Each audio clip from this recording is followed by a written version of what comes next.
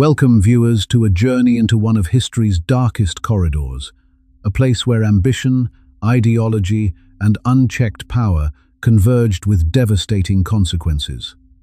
Tonight, we step back to the turbulent years between 1933 and 1945, when three men stood at the inner circle of Adolf Hitler's regime: Rudolf Hess, the loyal deputy who mysteriously flew solo to Scotland in 1941; Heinrich Himmler, the architect of the SS whose obsession with order concealed unimaginable brutality; and Hermann Göring, the decorated World War I pilot turned lavishly robed commander of the Luftwaffe, known as much for his art collection as for his iron-fisted authority. Their stories are not merely dates and titles, but chilling reminders of how ordinary individuals can become instruments of extraordinary cruelty. Through fragments of letters, speeches, and strange personal quirks, we uncover how charisma, fear, and fanaticism intertwined, shaping decisions that altered the fate of millions and left shadows that history can never fully erase.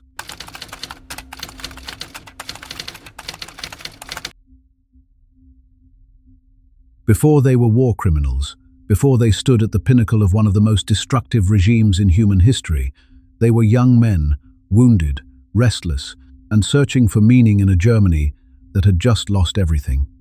The story of how Hermann Göring, Heinrich Himmler, and Rudolf Hess rose from the wreckage of the First World War to become Adolf Hitler's most powerful lieutenants is not simply a tale of individual ambition.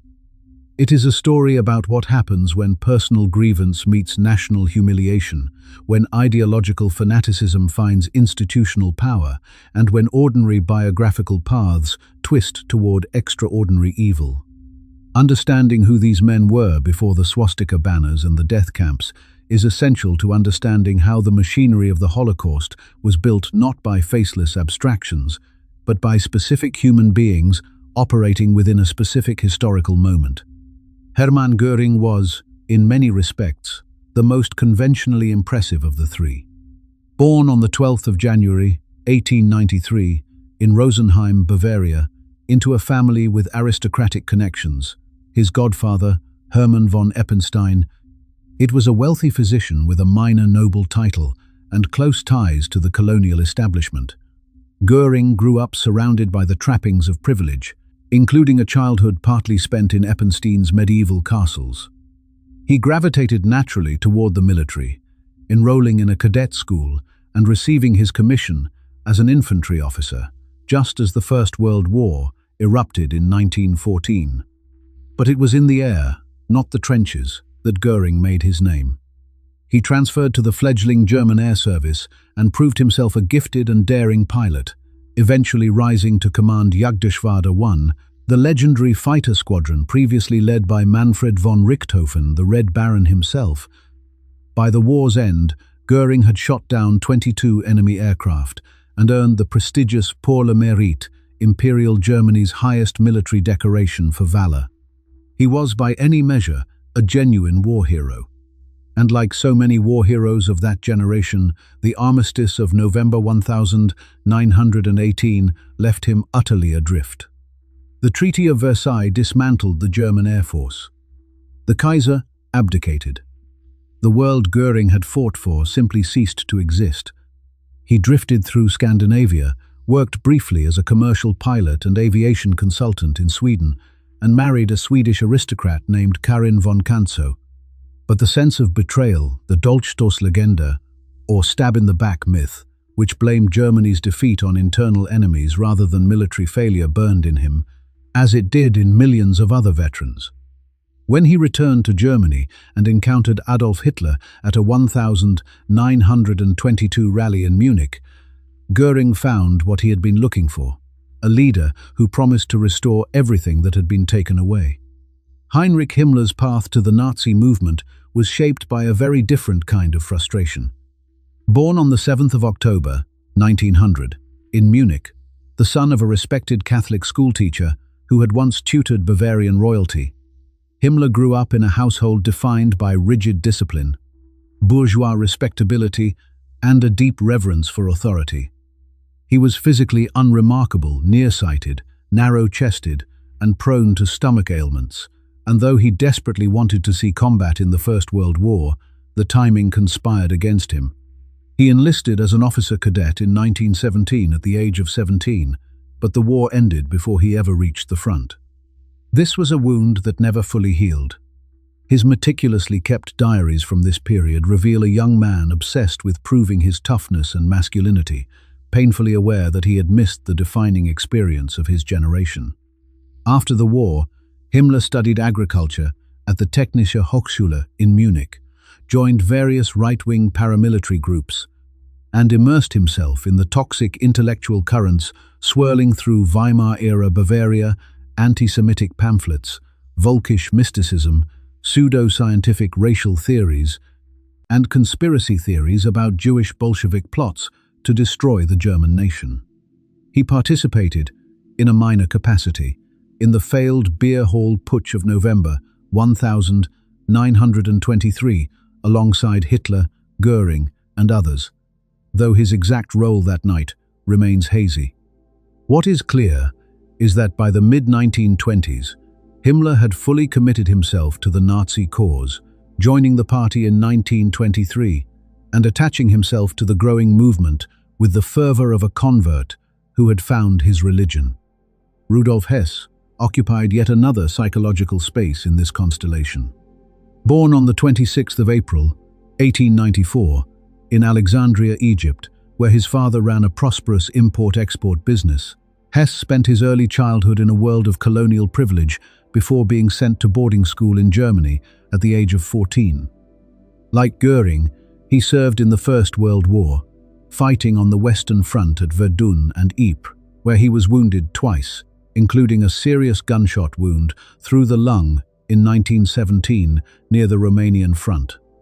Toward the end of the war, he transferred to the Air Corps and trained as a pilot, though the armistice came before he saw significant aerial combat. After the war, Hess enrolled at the University of Munich, where he studied history, economics, and geopolitics under Professor Karl Haushofer, a former military officer turned academic whose theories about Lebensraum, the idea that Germany needed to expand its living space eastward, would later become central to Nazi foreign policy. It was through Munich's volatile post-war political scene that Hess encountered Hitler, and the effect was immediate and profound. Hess attended one of Hitler's earliest public speeches in 1920 and was, by his own account, mesmerized. He joined the party that same year, becoming member number 16. His devotion to Hitler quickly became total, bordering on worshipful. After the failed beer hall putsch in 1923, Hess voluntarily turned himself in to share Hitler's imprisonment at Landsberg prison, where he served as the primary transcriptionist and editor for Mein Kampf. He was not merely taking dictation, he was helping to shape the very text that would become the ideological Bible of National Socialism. In Hess, Hitler found something invaluable: absolute, unquestioning loyalty. A man who once declared in a 1934 speech, "Hitler is Germany, just as Germany is Hitler." What brought these three men together, despite their vastly different personalities and backgrounds, was the Nazi Party itself and the particular genius of Adolf Hitler for recognizing what each man could offer him. Hitler understood power, not as a single chain of command, but as a network of competing fiefdoms, each led by a subordinate whose authority depended entirely on the Führer's personal favor. This deliberate strategy of divide and rule ensured that no single lieutenant could ever accumulate enough independent power to threaten Hitler himself. Göring, Himmler, and Hess each carved out domains within this structure, and the nature of those domains would determine the specific ways each man contributed to the regime's crimes. Göring's rise within the party was fueled by his social credentials, his war hero status, and his ability to move in circles that most early Nazis could not. Hitler valued him precisely because he lent the movement a veneer of respectability among the conservative German elite, the industrialists, aristocrats, and military officers whose support was essential for gaining and holding power. After the Nazis came to power in January 1933, Göring accumulated titles and responsibilities at a breathtaking pace. He became Minister-President of Prussia, giving him control of Germany's largest state and its police apparatus. He created the Gestapo, the Geheime Staatspolizei, or secret state police, in April 1933, initially using it to crush political opposition in Prussia before Himmler later absorbed it into the SS empire. He was named Reich Aviation Minister, overseeing the rebuilding of the Luftwaffe in open violation of the Versailles Treaty. And he was appointed plenipotentiary of the four-year plan in 1936, giving him sweeping authority over the German economy and its preparation for war. This economic role would later facilitate the systematic plundering of occupied territories and the exploitation of forced labor on an industrial scale. Göring's power was broad, but increasingly shallow. As the regime matured, his influence waned relative to Himmler's, and his addiction to morphine, which had begun after he was seriously wounded in the groin during the beer hall, putsch gradually eroded his effectiveness. But in the critical early years, no one did more to make Nazism palatable to the German establishment. Himmler's ascent was slower, quieter, and ultimately far more consequential. In 1929, Hitler appointed him Reichsführer SS, head of the Schutzstaffel, at that point a small personal bodyguard unit of barely 280 men, subordinate to the much larger Sturmabteilung under Ernst Röhm. Himmler transformed the SS into something entirely new, a racial elite, an ideological army, and eventually a state within the state. He imposed strict membership criteria based on supposed racial purity, requiring candidates to prove Aryan ancestry back to 1750. He built the SS into a parallel power structure with its own military arm, the Waffen-SS, its own intelligence service, the SD, or Sicherheitsdienst, under Reinhard Heydrich, and its own economic enterprises. The night of the Long Knives, on the 30th of June 1934, when Hitler ordered the purge of the SA leadership, including the murder of Röhm, was a turning point that Himmler helped orchestrate, and from which the SS emerged as the dominant instrument of Nazi terror. By the late 1930s, Himmler controlled the entire German police apparatus, the concentration camp system administered through the SS Totenkopfverbände, and the bureaucratic infrastructure that would be used to implement the Holocaust. His racial ideology was not merely political rhetoric, it was an organizing principle. Himmler genuinely believed in the creation of a new Germanic racial order and pursued it with the methodical obsessiveness of the agricultural student he had once been treating human populations as livestock to be bred, culled, or eliminated according to pseudo-scientific criteria. Hess's role was different in kind. As deputy Führer from 1933 onward, he held a position that was politically significant but institutionally vague.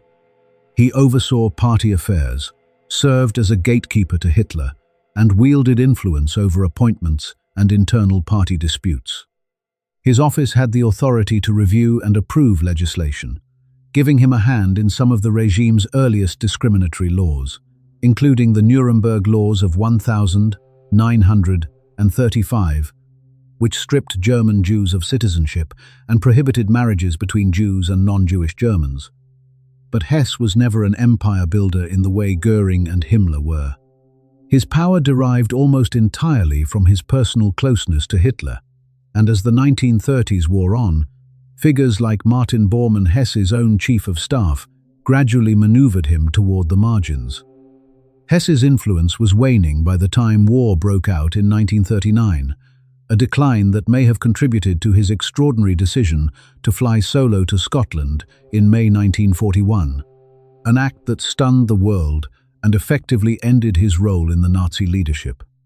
Together, these three men represented the essential pillars on which the Third Reich rested: military prestige and economic exploitation through Göring, ideological purity and systematic terror through Himmler, and fanatical personal loyalty and political legitimacy through Hess. Each pillar supported a structure that could not have functioned without the others, and each man's individual ambitions, resentments, and beliefs fed into a collective project that would ultimately consume an entire continent. The seeds of the atrocities they would enable were not planted in the gas chambers of Auschwitz or the killing fields of Eastern Europe. They were planted decades earlier, in the trenches and hospitals of the First World War, in the beer halls and lecture rooms of post-war Munich, and in the fertile soil of a nation's wounded pride.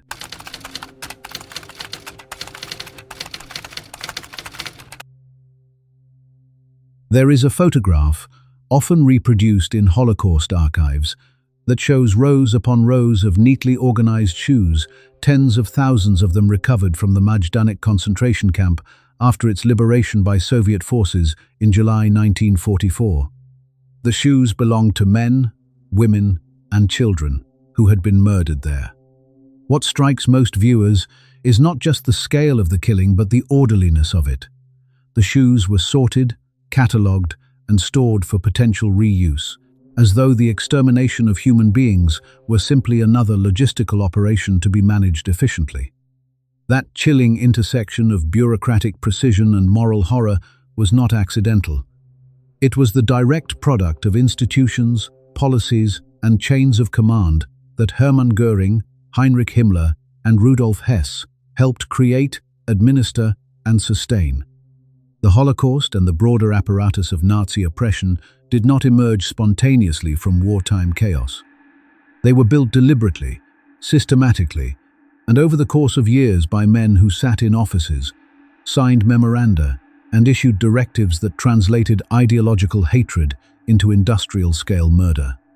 No single figure was more central to this machinery than Heinrich Himmler. As Reichsführer SS, Himmler presided over an empire of terror that reached into virtually every aspect of life in Nazi Germany and occupied Europe. The system began with the concentration camps. The first major camp, Dachau, opened on the 22nd of March 1933, less than 2 months after Hitler became Chancellor, on the grounds of an abandoned munitions factory northwest of Munich. Its initial prisoners were not Jews but political opponents, communists, social democrats, trade unionists, and anyone deemed a threat to the new regime. Theodor Eicke, the camp's commandant from June 1933 onward, developed the organizational model and the culture of brutality that would be replicated across the entire camp system. Eicke's regulations codified violence as administrative routine prisoners could be flogged, placed in solitary confinement, or shot while trying to escape under rules that gave guards virtually unlimited power. Himmler recognized Eicke's work as a template and appointed him Inspector of Concentration Camps in 1934, tasking him with standardizing operations across a growing network of facilities. By the late 1930s, the system had expanded to include Sachsenhausen near Berlin, Buchenwald near Weimar, Ravensbrück for women prisoners, and Mauthausen in annexed Austria, among others. Each camp was a node in a vast network administered by the SS Totenkopfverbände, the Death's Head units, whose members wore a skull insignia on their caps as a mark of their assignment. But the concentration camps of the 1930s, horrific as they were, represented only the early phase of a system that would metastasize dramatically after the outbreak of war in September 1939. The conquest of Poland brought millions of Jews under German control and set in motion a cascade of increasingly radical policies. Himmler oversaw the creation of ghettos across occupied Poland. The Warsaw Ghetto, established in October 1940, eventually confined more than 400,000 Jews into an area of barely 4 square kilometers, producing starvation, disease, and death on a staggering scale even before the deportations to extermination camps began. The Einsatzgruppen mobile killing squads organized under the SS and the SD, Himmler's intelligence service, led by Reinhard Heydrich, followed the Wehrmacht into the Soviet Union after Operation Barbarossa launched on the 22nd of June, 1941. These units carried out mass shootings of Jews, Roma, communist officials, and others deemed racial or ideological enemies. The massacre at Babi Yar, a ravine near Kyiv, on September 29-30, 1941, saw Einsatzgruppe C murder 33,771, Jewish men, women, and children in just 2 days, one of the largest single mass shootings of the entire war. Himmler personally visited killing operations on the Eastern Front and, according to eyewitness testimony from SS Obergruppenführer Karl Wolff, nearly fainted after witnessing a mass execution near Minsk in August 1941. Yet his response was not to halt the killings but to seek more humane methods for the killers, not the victims. This concern for the psychological welfare of the executioners was one of the factors that drove the development of gas chambers, first using carbon monoxide in mobile gas vans, and at the Aktion Reinhard camps of Treblinka, Sobibor, and Belzec, and later using Zyklon B at Auschwitz-Birkenau, which became the largest and most lethal killing center in human history. The administrative architecture behind this genocide was formalized at the Wannsee Conference on the 20th of January 1942, a 90-minute meeting in a villa on the outskirts of Berlin, where 15 senior Nazi officials, chaired by Heydrich and recorded by Adolf Eichmann, coordinated the logistics of the final solution to the Jewish question. The conference's minutes, which survived the war, are written in the dry, euphemistic language of a corporate planning session, populations listed by country, transportation schedules discussed, labor capacity assessed, revealing the degree to which mass murder had been absorbed into the normal functioning of the German state. Himmler sat atop this entire structure. His authority over the SS, the police, the camp system, and the resettlement programs made him the single most powerful executor of the Holocaust, answerable only to Hitler himself.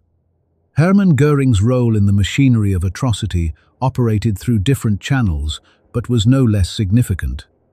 His most direct contribution to the Holocaust came in the form of a single document.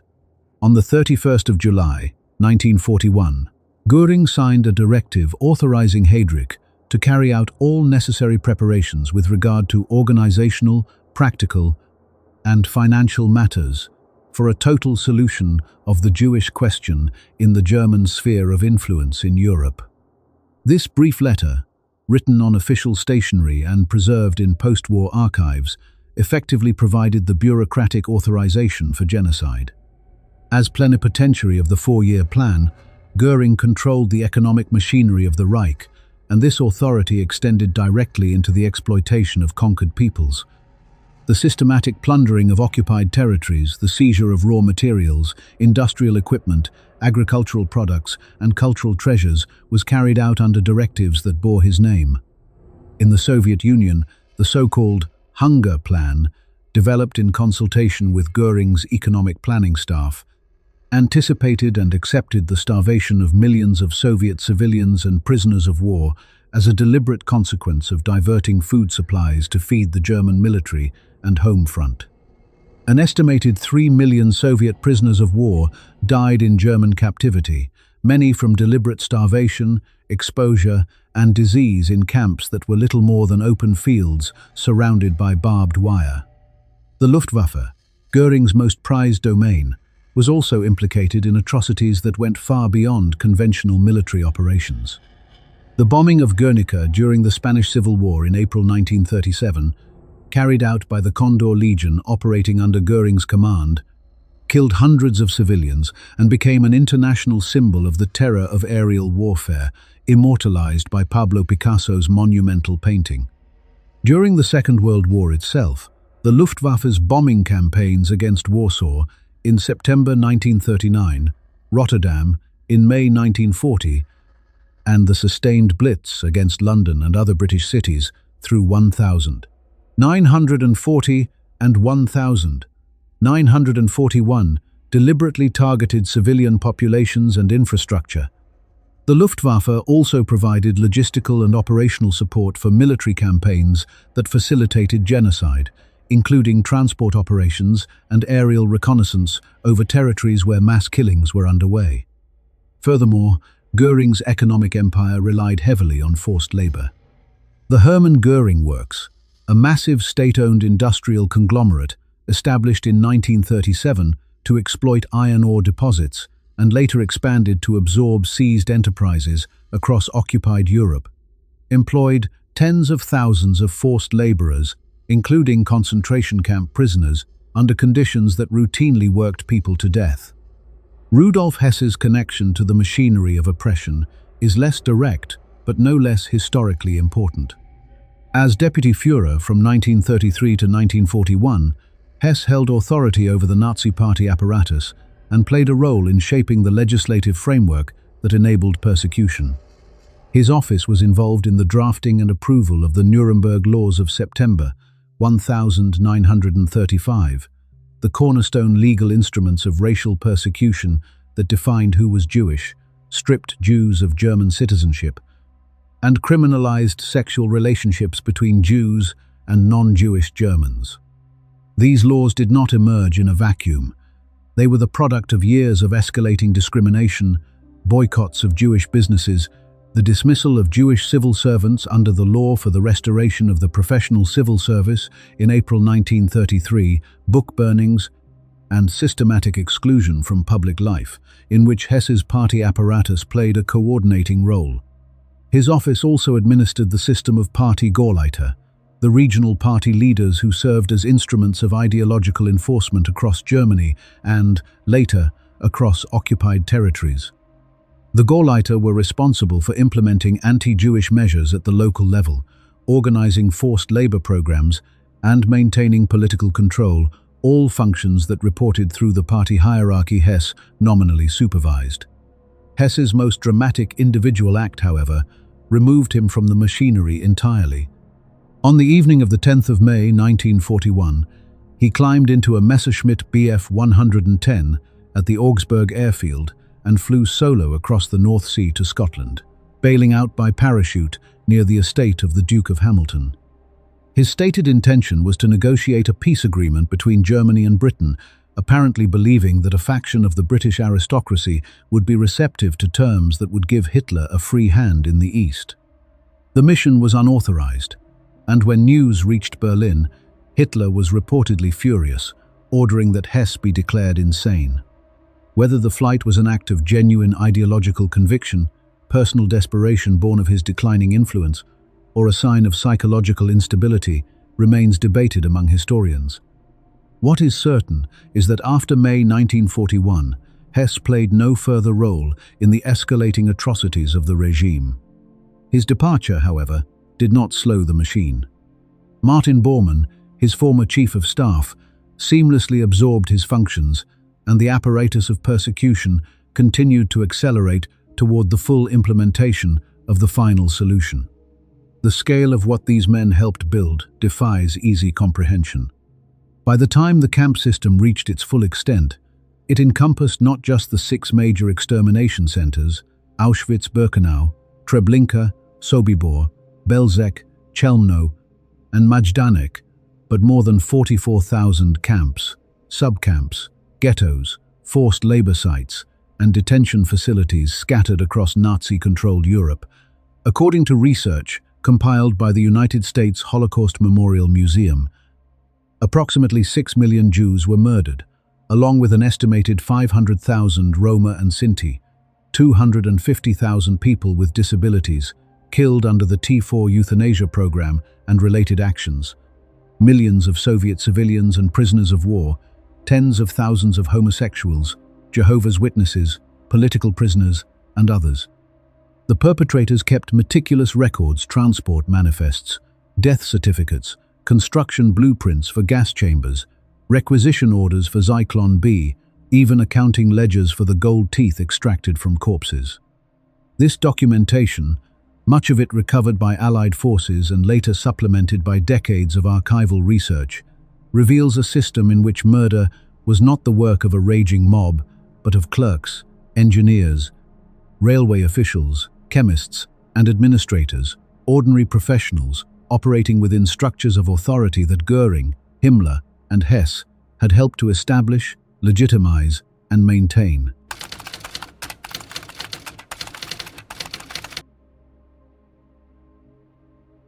By the spring of 1945, the 1,000-year Reich that Adolf Hitler had promised was collapsing in fire and rubble after barely 12 years. Allied forces were closing in from every direction, the Soviets grinding westward through Poland and into the German heartland, the Americans and British pressing east across the Rhine. Cities that had once hosted triumphant Nazi rallies were now unrecognizable wastelands of shattered concrete and ash. And as the regime disintegrated, the men who had built its machinery of terror faced a question that their ideology had never prepared them to answer. What happens when you lose? Hermann Göring, Heinrich Himmler, and Rudolf Hess, three of the most powerful figures in the Nazi hierarchy, each met the end of the war in dramatically different circumstances, shaped by choices they had made years and even decades earlier. Their fates would diverge wildly in those final chaotic weeks, but history would ultimately bind them together once more in the dock at Nuremberg, where the world attempted something unprecedented: to hold the architects of genocide legally accountable before an international tribunal. Göring's final days as a Nazi leader were marked by a bizarre mixture of delusion and desperation. Once the second most powerful man in Germany, the Reichsmarschall had spent much of the war watching his influence erode as the Luftwaffe failed to deliver on his grandiose promises. By April 1945, confined to his estate at Berchtesgaden while Hitler bunkered down in Berlin, Göring made a fateful miscalculation. On April 23, he sent a telegram to the Führer bunker, essentially proposing that he assume leadership of the Reich under the assumption that Hitler was no longer free to govern. Hitler, far from incapacitated in his own mind, was furious. He stripped Göring of all titles and ordered his arrest. The man who had once paraded through Berlin in extravagant uniforms, who had looted Europe's art treasures to fill his palatial estate at Carinhall, was now a prisoner of his own crumbling regime. When American troops of the 36th Infantry Division captured him on the 6th of May 1945, Göring surrendered with an almost theatrical calm, reportedly believing he would be treated as a dignitary negotiating terms between equals. He could not have been more wrong. Himmler's end was far more desperate and far less dignified. The Reichsführer SS, the man who had overseen the construction of the entire concentration camp system, who had organized the Einsatzgruppen killing squads and administered the bureaucratic apparatus of the Holocaust, he spent the last weeks of the war trying to negotiate secretly with the Western Allies through Swedish intermediary Count Folke Bernadotte. Himmler harbored the astonishing belief that the Americans and British might accept him as a legitimate negotiating partner, perhaps even as the leader of a post-Hitler Germany in exchange for a ceasefire on the Western Front. When word of these secret talks reached Hitler on April 28, it was the final betrayal. Hitler expelled Himmler from the party and ordered his arrest.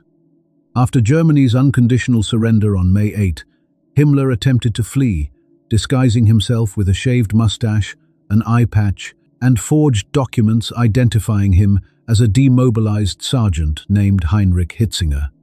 British forces captured him at a checkpoint near Bremervörde on May 22. 2 days later, during a physical examination at a British interrogation centre in Lüneburg, Himmler bit down on a cyanide capsule hidden in his teeth.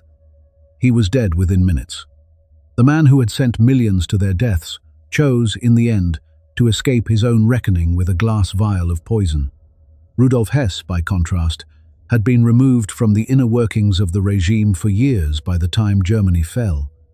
His story had taken its strange turn much earlier, on the 10th of May 1941, when he made his bewildering solo flight to Scotland, apparently intending to negotiate peace with Britain through the Duke of Hamilton. The British government treated the arrival with a mixture of astonishment and suspicion. Winston Churchill reportedly quipped that Hess had come on a mission of lunacy. Rather than being received as a peace envoy, Hess was imprisoned for the remainder of the war. He spent the years from 1941 to 1945 in various British detention facilities, increasingly exhibiting signs of psychological instability, including claims of amnesia and paranoid fears of being poisoned. While Himmler and Göring navigated the collapsing Reich, Hess sat in a cell in Britain, isolated from the catastrophe his party had unleashed. When the war ended, the victorious Allied powers faced an enormous question: How do you bring justice for crimes of such unprecedented scale? The answer was the International Military Tribunal at Nuremberg. Convened in November 1945 inches, the bombed-out Bavarian city where the Nazis had once held their most spectacular propaganda rallies, a choice of location that carried heavy symbolic weight. 22 major war criminals were indicted on charges that included crimes against peace, war crimes, crimes against humanity, and conspiracy to commit all of the above. Among them sat Göring and Hess. Himmler, of course, had already escaped earthly judgment through suicide. The Nuremberg trials represented a watershed moment in international law. Never before had leaders of a sovereign state been prosecuted by an international body for crimes committed under the authority of their own government. The legal framework was imperfect, and controversial critics then and since have pointed out that the tribunal was a form of victor's justice, that the Soviets who sat in judgment had committed their own atrocities, that the legal categories were defined retroactively. But the trials also established principles that would become foundational to modern human rights law.